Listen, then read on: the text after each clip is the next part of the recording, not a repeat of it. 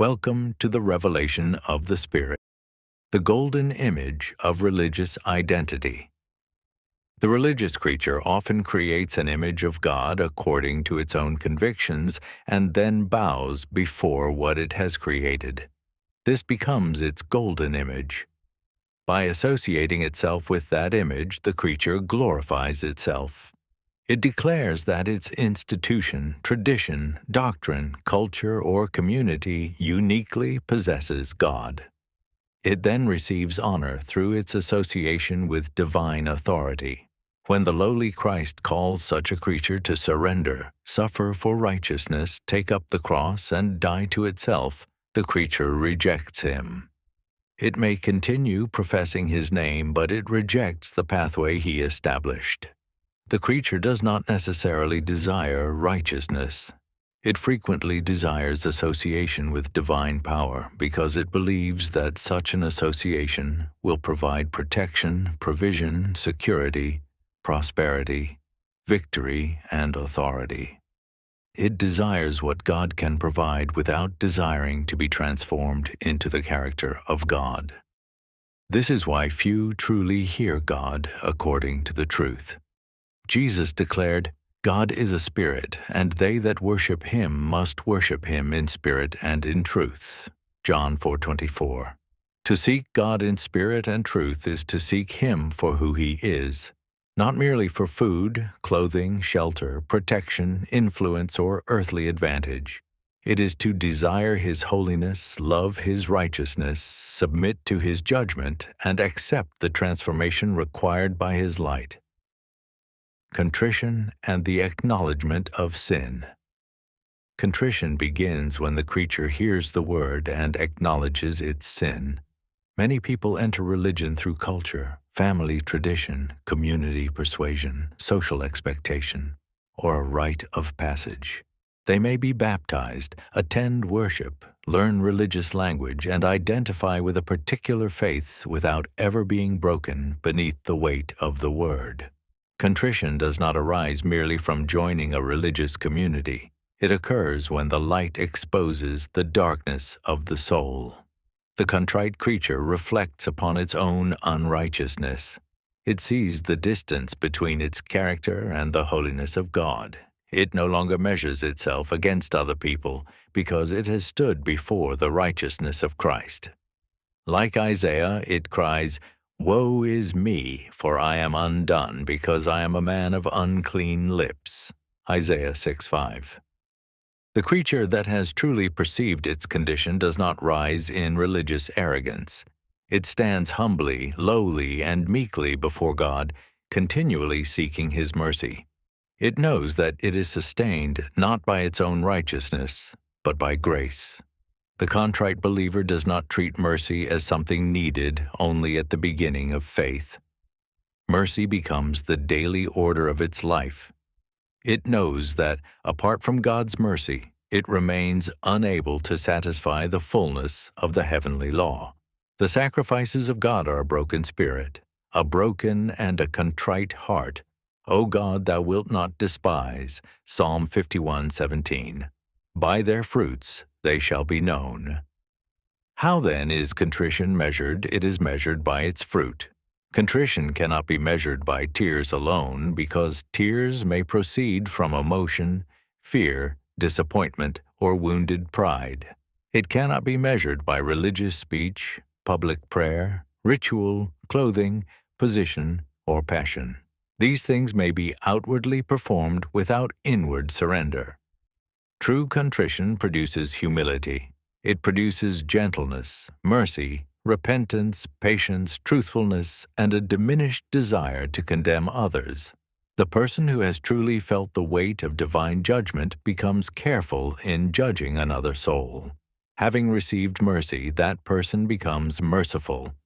Jesus declared, "Blessed are the merciful, for they shall obtain mercy." Matthew 5:7. The creature that has not become contrite may also be recognized by its fruit. Though outwardly clothed in religion, inwardly it remains governed by the desire for power, dominion, protection, and self-exaltation. It has not surrendered to humility or lowliness because righteousness was never the true object of its pursuit. Such people may profess God while continuing to display the nature of the old creature.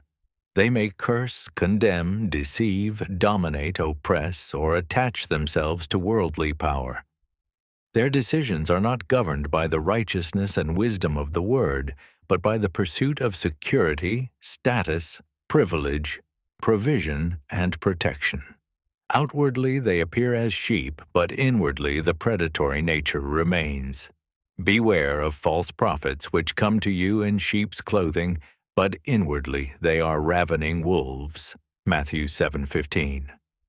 The appearance is religious, but the inward nature has not surrendered. The refusal of the cross. Why does the religious creature profess God yet refuse to pursue righteousness? Because righteousness requires the cross. The cross requires the death of self. It calls the creature to cast down pride, ambition, hatred, greed, self-will, and the desire to rule over others. It demands that the old nature be judged and surrendered. Knowing this, that our old man is crucified with him. Romans 6:6. The creature resists this death because it does not truly believe that God will raise it into newness of life. It professes faith in the resurrection of Jesus Christ while refusing to enter the spiritual pattern of death and resurrection that Christ established. It claims to serve the Lord but rejects the premise of his lordship. It rejects the cross, the death of the old nature, and the resurrection into a new life of righteousness.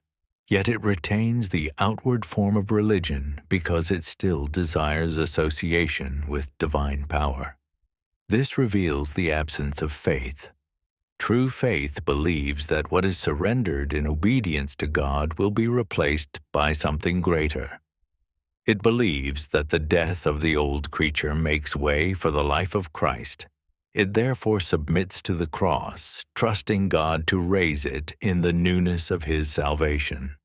Therefore we are buried with him by baptism into death, even so we also should walk in newness of life. Romans 6:4. Baptism represents this surrender. It is not merely a ritual washing or religious ceremony. It represents the burial of the old creature and the beginning of a life governed by the Spirit. Without inward death, the outward ritual cannot establish transformation. The condemnation of others. Another evidence of the uncontrite heart is the continual condemnation of others. The religious creature looks outward and declares the sins of other people, cultures, communities, and nations. It takes pleasure in judgment because it believes its own account has already been settled with God. Yet the person who has truly borne the weight of personal sin cannot stand so easily in the place of condemnation. That person understands the holiness of God and recognizes that no creature can justify itself before him. The uncontrite creature criticizes the filthiness of others while covering its own. It believes its religious association has made it one with God, and from that imagined position it despises those outside its group. Jesus revealed this condition in the parable of the Pharisee and the publican. The Pharisee stood and thanked God that he was not like other men. The publican would not even lift his eyes toward heaven, but cried, "God be merciful to me, a sinner." Luke 18:13. Jesus declared that the publican, rather than the Pharisee, went home justified. For everyone that exalteth himself shall be abased, and he that humbleth himself shall be exalted. Luke 18:14. The Pharisee possessed religion, comparison, and confidence. The publican possessed contrition. The Pharisee looked upon the sins of others. The publican saw the weight of his own sin. This is the spiritual distinction. The account that cannot be settled by the creature. The uncontrite person believes that its account with God has been settled through religious membership, correct doctrine, ritual observance, or moral behavior. It therefore considers itself righteous and qualified to condemn others. The contrite heart understands that the creature cannot settle its own account. It knows that no amount of religious labor can erase the gulf between the holiness of God and the natural condition of the creature. Therefore, it remains dependent upon mercy. Its confidence is not in its own righteousness, but in the intercession of Jesus Christ. This dependence does not produce carelessness toward sin. It produces a deeper pursuit of righteousness. Because the believer has received mercy, it desires to honor the one who showed mercy. Because it has been forgiven, it seeks to walk in obedience. Because it has encountered the light, it desires that every remaining darkness be exposed and removed. True contrition, therefore, does not lead to hopelessness or perpetual self-condemnation.